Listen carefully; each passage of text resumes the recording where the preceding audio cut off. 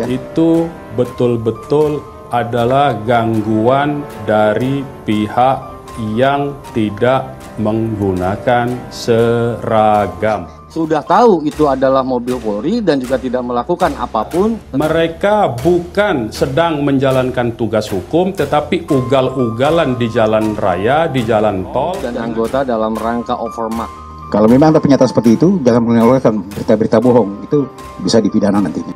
Dengan menyalip-nyalip rombongan, memepet-mepet mobil kendaraan rombongan keluarga Habib Rizik. Jadi tetap aja terus, halangin jalur dia, jangan sampai dia tahu. Tetap terus, nanti. Jadi tidak ada upaya penyerangan. Akan menuju tempat pengajian subuh keluarga. Baik. Dan sekaligus pemulihan. Perkembangan kasus penanganannya sampai dengan saat ini, penyidik masih melakukan investigasi, mengumpulkan alat-alat bukti yang ada.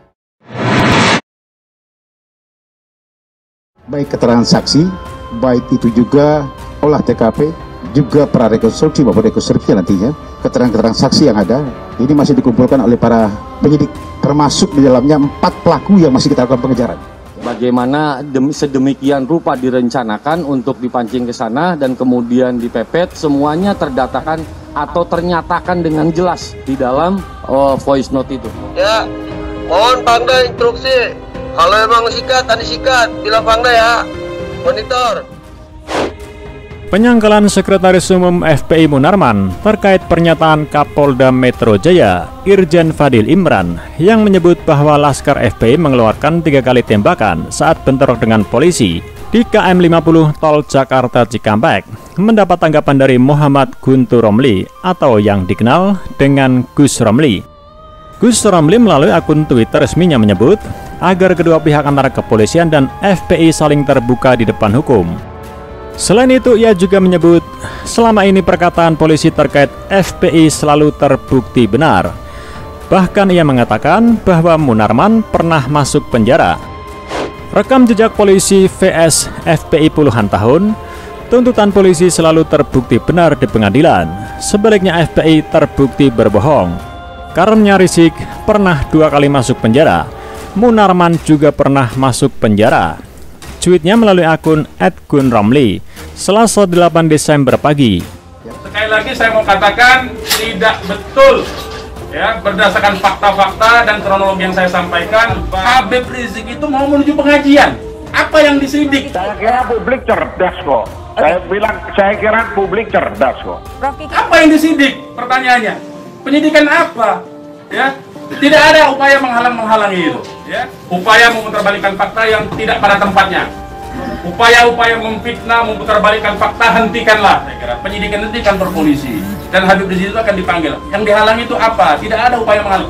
Dia menggunakan keluarga menggunakan 4 kendaraan roda 4 dan dikawal oleh 4 mobil juga oleh Laskar. Lebih jauh, Gus Romli juga menyarankan agar melihat rekam jejak kedua pihak tersebut. Selain itu, ia juga membandingkan dengan peristiwa kasus Monas 2008 yang juga menyeret nama Munarman. Untuk menguji kebenaran omongan polisi dan FPI, lihat rekam jejak saja.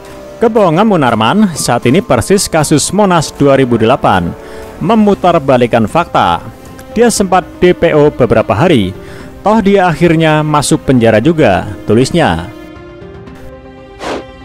Seperti diberitakan, dalam insiden itu, polisi menyita sepucuk senpi rakitan dan 3 amunisi ukuran 9 mm, 1 pucuk senpi rakitan dan 14 amunisi ukuran 9 mm, 1 pedang ukuran 1 meter, 1 samurai ukuran 1 meter, 1 celurit ukuran 60 cm, 1 tongkat kayu berujung runcing ukuran 50 cm, 1 ketapel beserta 10 kelereng. Sebelumnya, Sekretaris Umum FPI Munarman membantah klaim polisi. Baginya, anggota FPI tidak diperbolehkan memiliki senjata tajam, apalagi senjata api, sebab mereka terbiasa dengan tangan kosong. Berarti omongan kepolisian adalah pemutarbalikan fakta, katanya. Patut diberitahukan bahwa fitnah besar kalau Laskar kita disebut membawa senjata api dan tembak-menembak. Laskar kami tidak pernah dibekali senjata api. Kata Munarman dalam konferensi pers di markas FPI pada Senin 7 Desember. Munarman bahkan menantang kepolisian untuk mengecek senpi yang berhasil disita. Jika ada nomor registernya, maka bisa diketahui siapa pemilik senpi itu.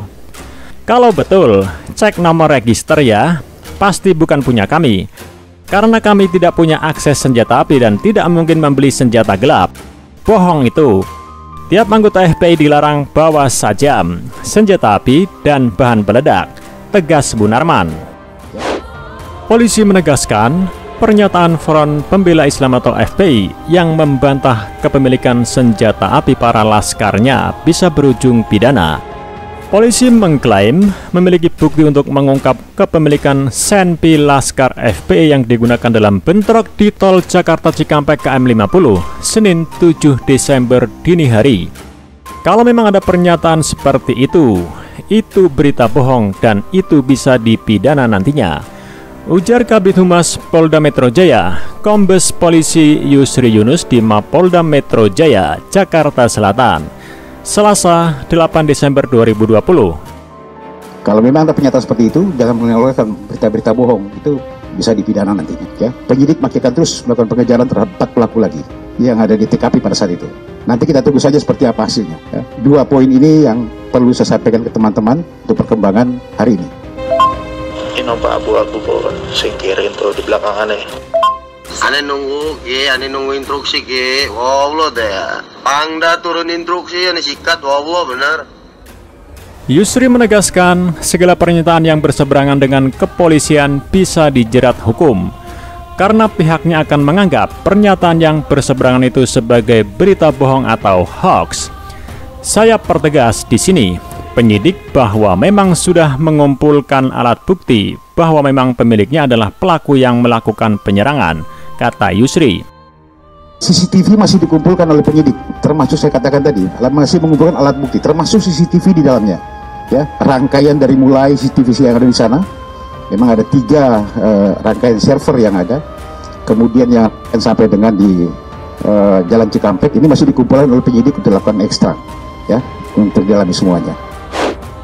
Seperti diketahui, bentrok antara FPI atau simpatisan Rizik Syihab dan aparat terjadi pada Senin 7 Desember, berujung pada penembakan terhadap 6 laskar tersebut. Polisi mengklaim penembakan terhadap 6 orang tersebut terpaksa dilakukan karena mereka menodong senjata api atau senpi dan senjata tajam ke petugas. Sudah tahu itu adalah mobil Polri dan itu kami tidak melakukan apapun, tapi dilakukan proses penyerangan, tutur Direktur Direktorat Reserse Kriminal Umum, Kombes Polisi Tubagus Adi Hidayat, Senin. Masih didalami semuanya, saya masih dikumpulkan kan, berarti masih didalami, ya. Oke, mudah-mudahan nanti masih terus kita lakukan pengejaran, mudah-mudahan secepatnya kita lakukan ini, ya, termasuk keempat. Kami masih mengumpulkan, memeriksa beberapa saksi yang ada.